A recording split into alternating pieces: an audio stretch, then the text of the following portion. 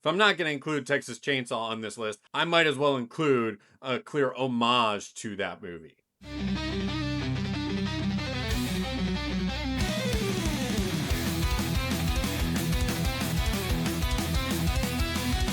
What's up, boils and ghouls? The temperatures are rising, and that means we're heading into summer.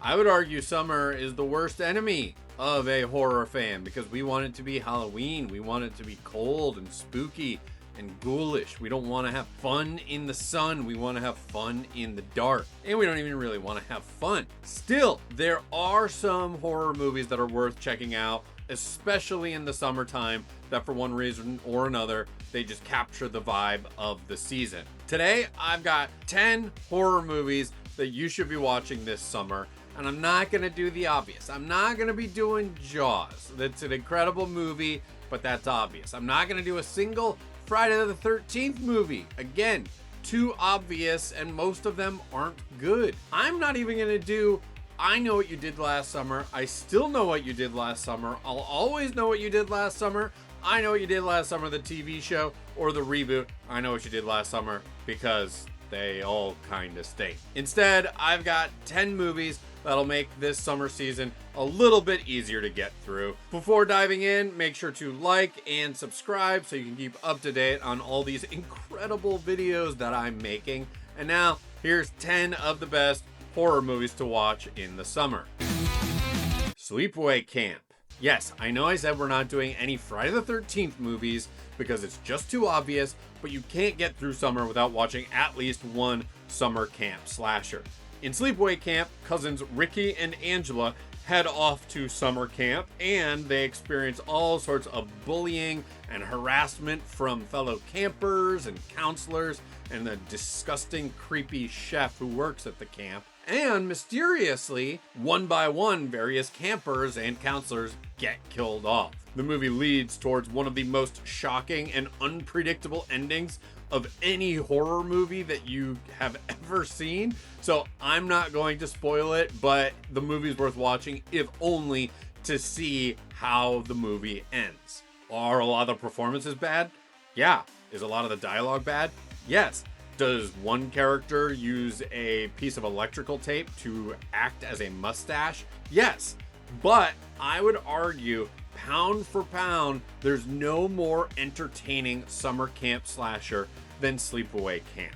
Even if you're just laughing at the absurdity of the situation, it's hard not to have a good time watching this movie. Now, I do have to weigh in on the fact that there are some problematic elements of this movie, and people who take issue with the movie are fully justified in finding it problematic. However, what's been sort of refreshing to see in the last 5-10 years is people are reevaluating it through a more contemporary lens and admitting while there are problematic elements, it's actually progressive in what the slightly deeper themes are. There are very obvious surface level problematic elements to the movie, but if you dive a little bit deeper into what the actual ramifications of some of the themes being explored are, that it's actually progressive in a sense.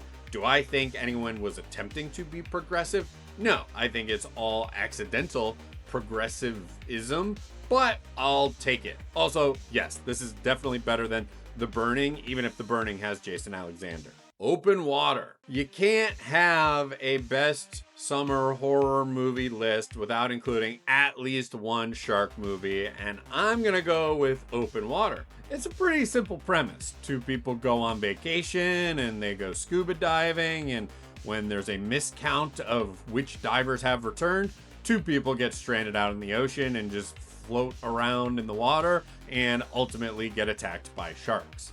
The movie itself looks pretty horrible given that it was filmed with digital cameras that look very dated 25 years later. However, at the time, it did add a layer of realism because it just looked like someone was filming this event with a home video camera. It doesn't attempt to be a found footage movie, but it's just very minimal filmmaking. This is also a movie that came after Blair Witch Project and the found footage concept of no, this really happened, and Open Water claims to be based on a true story. The actual facts surrounding the true story are a bit murky, but I think what makes the movie work is that it is just such a simple premise that anyone who goes on vacation and goes scuba diving will now imagine, oh, what happens if someone just counts incorrectly and leaves me out in the ocean to die? Tourist Trap. On the surface, Tourist Trap isn't the most obvious go-to summer horror movie, especially because so many elements are found in other horror movies that don't need to be watched during the summer, so I'll get into things in a minute about why it's perfect for this time of year. Tourist Trap follows a group of friends who are going out on a road trip vacation. They get a flat tire, they need to seek some help, so they end up at a tourist trap run by Mr. Slauson, and the tourist trap is full of life-size animatronics modeled after famous figures. As if that's not creepy enough, Mr. Slauson is a psychopath, and all sorts of hell breaks loose. This movie's got it all. It's got people wearing strange masks. It's got telekinesis. Every single new scene pivots to a new direction, and it's just a complete barrage of insane elements. It barely even makes sense as a movie, but because of the overall absurdity of it all, you just kind of have to throw your hands up in the air and just accept the insanity that's unfolding on screen. The actual plot elements and vibe of the movie, as I mentioned, aren't inherently related to summer. This premise can be found in any type of movie that unfolds any time of year. However, if you're a horror fan of, say, the last 10 years, and maybe you have a Shudder subscription, you might remember that in 2018, Joe Bob Briggs hosted a 24-hour Last Drive-In marathon that was meant to be his send-off. There was a lot of excitement surrounding the event because Briggs hadn't been hosting a horror show in years. There was so much excitement and enthusiasm that Shudder servers basically broke because of how popular it was. However, it was this communal event of everybody live streaming on this one day in the middle of summer all of these weird horror movies, and Tourist Trap was one of them. So if any of you watching happen to participate or watch that 24-hour marathon, then you likely have a soft spot for Tourist Trap and know why there's a nostalgic fit for it being watched in the summer. The Devil's Rejects. In case you watched my recent ranking of Rob Zombie movies, you'll see that it was one of the best Rob Zombie movies. It takes Baby Firefly, Otis Firefly, and Captain Spaulding out on the road for adventures after police descended on their house at the end of House of a Thousand Corpses. And everything about this movie is better than the movie that came before it. And it was released during the summer, and the movie itself just feels like a nightmarish road trip through the desert. It's hot, it's sweaty, it's dusty, it's sticky, it's stinky. It's just an unpleasant experience, and it's a very visceral encapsulation of the hot climate of the summer. Between the movie originally being released during the summer and just the warmth that seems to radiate off the screen, it's a great time of year to revisit The Devil's Rejects. The Hills Have Eyes remake. Similar to The Devil's Rejects, this movie just exudes heat and sweat and dirt and just an overall discomfort that comes along with the dead heat of summer. This movie follows a family that is traveling through the desert, and when they are offered a shortcut by a creepy local gas station attendant, this puts them directly in the path of a bunch of mutated cannibals who attack and kill and eat them. The original Wes Craven, The Hills Have Eyes, is effective in its own right, but I'd argue that the 2006 remake from director Alexandre Aja actually improves on the experience. His visual palette just more effectively evokes this discomfort in audiences.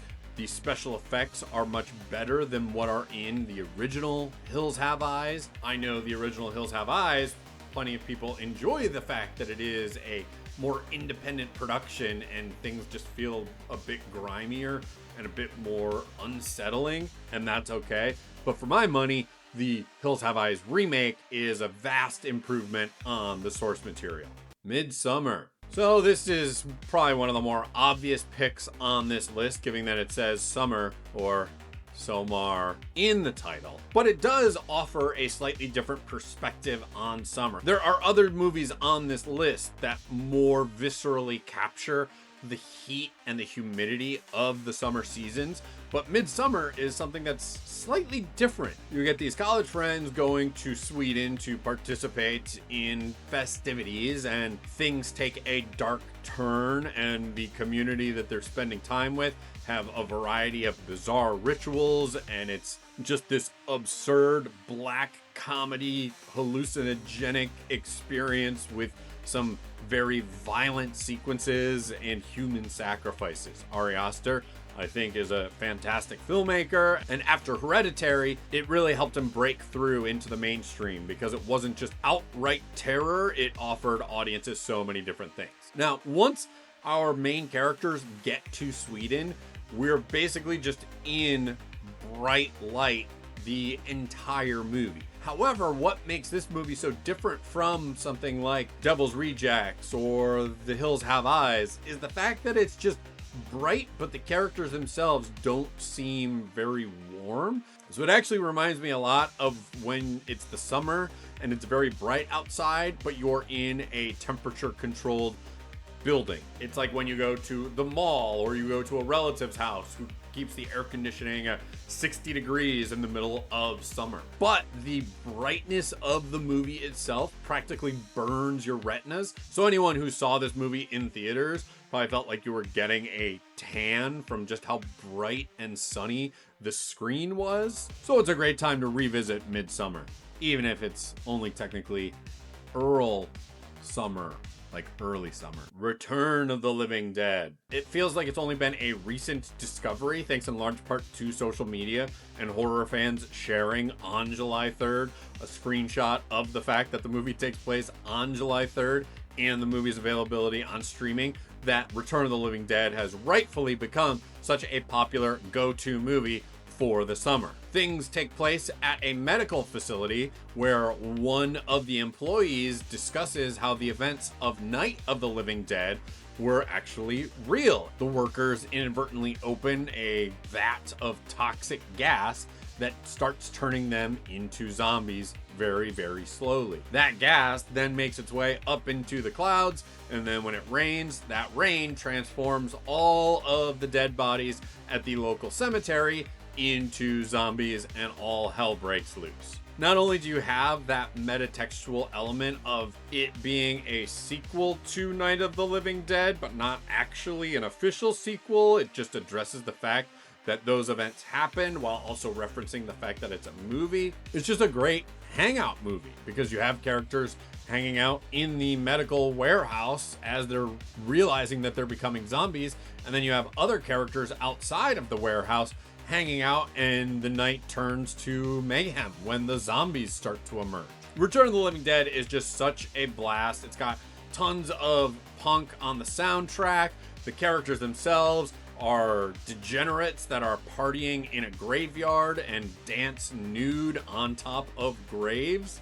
As if the movie's confirmed timeline isn't enough reason to make it a great horror movie to watch, it's just a blast to hang out with your friends and put this movie on and see all of the chaos unfold. X. Even though it's only been a couple of years since the X Pearl Maxine trilogy wrapped up, but people have already seemed to have forgotten about it. Regardless, X is such a great throwback slasher that, like some other movies on this list, takes place in the heat of Texas, and it's just about a bunch of friends hanging out, and then all hell starts to break loose when they realize that the porno they're making is on the farm of a homicidal couple, so they all start getting killed off one by one. But just between the music of the movie and the heat that Ty West captures with the blazing sun in the middle of Texas, it's not nearly as gnarly or intense or disturbing as something like Texas Chain Saw Massacre, but it feels like a contemporary take on that concept. So if I'm not going to include Texas Chainsaw on this list, I might as well include a clear homage to that movie. Piranha 3D. This is the second Alexandre Aja movie on this list. It's a remake of the Joe Dante Piranha, and it's about an earthquake that opens up a chasm in a lake that brings prehistoric piranhas to the surface, and they start terrorizing the local community, who are all just trying to party and get drunk and take their clothes off. I can't really say this movie is good in any real sense of the word, but it's very schlocky and very much knows what it is. This is a horror comedy that fully leans into both horror and comedy. There's intensely grotesque, violent, disturbing decapitations, amputations, bites. People are set on fire, I think. People have their scalps ripped off by the propellers of boats. There's just so much violence in this movie. I think the overt sexuality of it all and its marketing campaign made people overlook it. And yeah, there is a penis that gets bitten off and floats around, and if you saw this in theaters, you saw that happening in 3D. Still, even if this movie is not in 3D, it's a blast to watch. You can kind of put it on and check in and out. You don't actually have to follow the plot. So while some of the other movies on this list just have this visceral element of heat and discomfort, this is about having fun, jumping into a pool, and then, oh no, I'm getting attacked by prehistoric piranhas. Zombie, the movie's from Lucio Fulci, and it's about a boat that washes up in a New York harbor, and there are zombies on it. A woman is looking for her father, and that is her father's boat, and so she's wondering, what the hell happened to my weird father who was doing scientific experiments in the Bahamas? So she teams up with a reporter to go to the island in the Bahamas, and guess what? There are zombies there. The movie doesn't immediately start with summer vibes, but once our main characters actually start to go on their trek towards the Bahamas, it's just fun in the sun. They team up with a couple who are literally on vacation and have to take a stop on their trip to this zombie island to do some nude photography underwater for some reason. There's just an overall island vibe to the whole experience. The zombies themselves are more decayed and dried up than some zombies in other movies. And this is a great movie to watch during Shark Week because there is a guy who fights a shark underwater. A real live tiger shark fights a guy who is dressed as a zombie. It's one of the weirdest scenes in any zombie movie ever.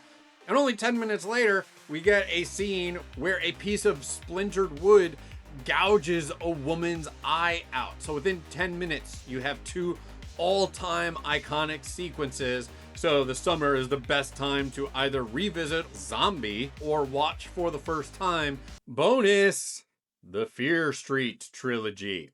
Yes, technically this is 3 movies, but I did want to bring some attention to this trilogy. It's based on the R.L. Stine Fear Street books without adapting one specific storyline. It just attempts to capture the spirit of those books.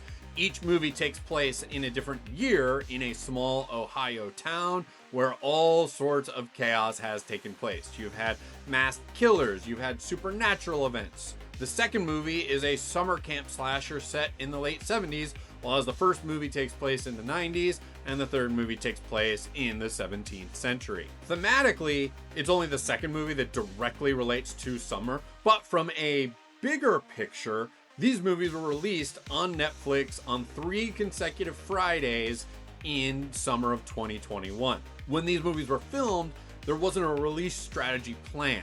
These movies were filmed over an extended production period, back to back to back. So theoretically, they could have gone to theaters 1 month apart, but because of the pandemic, they ended up just being a Netflix release. And so they didn't get the attention that they deserved. However, if you did pay attention to these movies when they were released, it was just really fun at a time when things were so depressing and so miserable to 1 week after the next get an entire new movie on Netflix, released each Friday. So even though the second movie is the only one that fully leans into the summer vibes, these 3 movies do still hold up. So it is an impressive achievement that filmmaker Lee Janiak, by adapting such a beloved series of books into this ambitious trilogy of movies. So those are my picks for the 10, well, I guess technically 13 best horror movies that you should be watching this summer and probably every summer. This was a difficult list to make because there's so many other horror movies that I wanted to include but just didn't feel made the cut of being the 10 best. Definitely let me know down in the comments what your favorite horror movies are to watch every summer, whether they're connected to summer or you just have some sort of nostalgic connection to them. Honestly, I won't be surprised if I have to make a part 2 of this list at some point because I have plenty of other movies that I think you should be watching each and every summer. Make sure to like and subscribe just in case I do make that list at some point, or you want to keep watching other videos that I've made. And I hope you all have a spooky summer.